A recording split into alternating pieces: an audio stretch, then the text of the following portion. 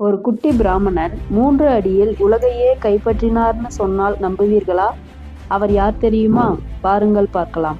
அசுரராஜா மகாபலி எல்லாருக்கும் தானம் தரும் பெரியவன். ஆனால் அவன் அகந்தை வானத்தை தொட்டது. அவனோட ஆட்சியில் தேவர்கள் கஷ்டப்பட்டார்கள். அப்பொழுது அவர்கள் திருமாலை நாடினார்கள். திருமால் உலகத்தை காப்பாற்ற வாமன அவதாரம் எடுக்க முடிவு செய்தார். வாமனன் என்ற குட்டி பிராமண உருவம் எடுத்தார். வாமனன் மகாபலியின் அரச மன்றத்துக்குள் வந்தான். மகாபலி உங்களுக்கு என்ன வேண்டும் என்று கேட்க, வாமனன் எனக்கு 3 அடி நிலம் போதும் என்று கூறினான். அனைவரும் சிரித்தனர். மகாபலி சம்மதம் தெரிவித்தார்.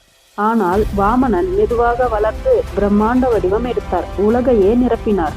1 அடியில் பூமியை அளந்தார். இன்னொரு அடியில் வானத்தை அளந்தார். 3வது அடிக்கு இடம் எங்கே என்று கேட்டார். மகாபலி தன் தலையை சாய்த்தான். என் தலையே 3வது அடி என்று அடக்கமாய் சொன்னான்.